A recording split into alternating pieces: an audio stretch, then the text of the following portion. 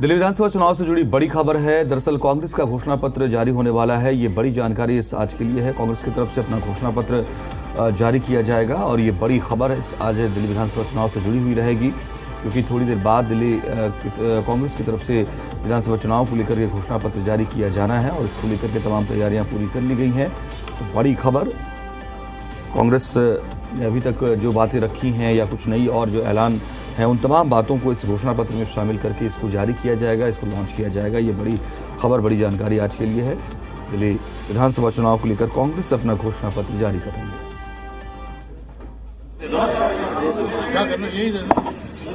Mic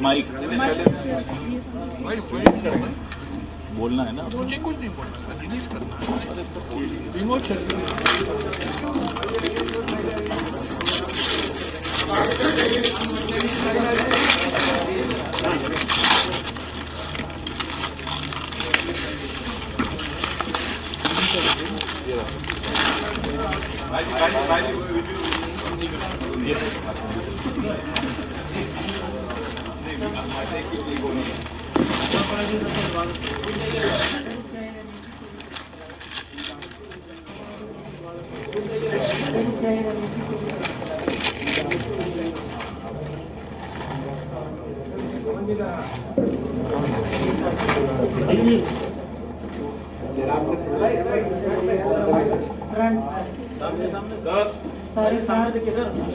एक ही बार sir, अब सब फ्रंट देख रहे हैं, ठीक है? अब उधर कर रहे हैं लेफ्ट, अब सब लेफ्ट निकाल, सर लेफ्ट निकाल, आप सामने आ रहे हैं और उसके बाद फिर राइट निकाल, सर आप सामने एक बार सामने देख लेंगे, सामने देख रहे हैं, दिखाई नहीं पड़ता, राइट, थैंक यू।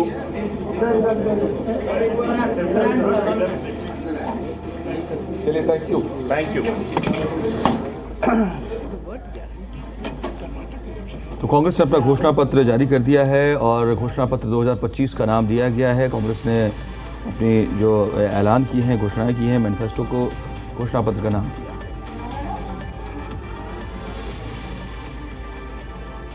कि इस घोषणा पत्र के जो मुख्य बिंदु हैं उस पर कुछ बोलें और आपको जानकारी दें, पर मैं ये ज़रूर कहूँगा कि ये गारंटी शब्द जो है, आज सभी पार्टी इस शब्द का इस्तेमाल कर रहे हैं। पहली बार कांग्रेस पार्टी ने कर्नाटक के चुनाव के समय गारंटी, ऐसे तो हम वादे करते हैं घोषणा पत्र में, हर एक पार्टी हर एक चुनाव के लिए घोषणा पत्र निकालती है, उसमें ढेर सारे वादे होते हैं, पर पहली बार हमने गारंटी शब्द इस्तेमाल किया कर्नाटक के विधानसभा चुनाव के समय 2023 मई, क्योंकि हम चाहते थे कि जनता को ये संदेशा जाए कि जो कांग्रेस पार्टी कहती है वो करेगी। ये गारंटी न केवल पार्टी की है, पर ये जनता का अधिकार भी बनता है। तो इसीलिए हमने गारंटी सोचा। आपको याद होगा, पहली बार जब डॉक्टर मनमोहन सिंह जी प्रधानमंत्री थे, पहली बार किसी सरकारी कार्यक्रम को, कानून को गारंटी के रूप में हम लाए थे। पार्लियामेंट में पारित हुआ राष्ट्रीय ग्रामीण रोजगार गारंटी अधिनियम। ये गारंटी का माने ये है कि ये अधिकार बनता है जनता का, और अगर वो जो वादे किए गए हैं वो पूरा नहीं होता तो वो न्यायपालिका जा सकते हैं। यानी कि ये कानूनी अधिकार है, न केवल शासनिक अधिकार नहीं है, पर ये कानूनी अधिकार है। तो ये गारंटी शब्द अभी सभी पार्टियां इस्तेमाल कर रहे हैं और दिल्ली के चुनाव के लिए कांग्रेस पार्टी ने 5 मुख्य गारंटी दी है, उसकी घोषणा भी हो चुकी है, उस पर काफ़ी विचार भी हो चुका है अभी देवेंद्र यादव जी इस पर और जानकारी आपको देंगे। पर मैं ये ज़रूर कहूँगा कि दिल्ली में अभी ईज ऑफ डूइंग बिजनेस नहीं, यानी व्यापार करने के लिए आसानी की बात नहीं, पर ईज ऑफ ब्रीदिंग महत्व रखता है, यानी कि सांस लेने के लिए अभी हमें आसानी करनी है। Ease of breathing, ease of doing business नहीं, ईज ऑफ जुमलाबाजी नहीं, पर ईज ऑफ ब्रीदिंग। क्योंकि अगर आप कोई मानक देखें, प्रदूषण और संदूषण के मामले में दिल्ली सर्वोपरि है।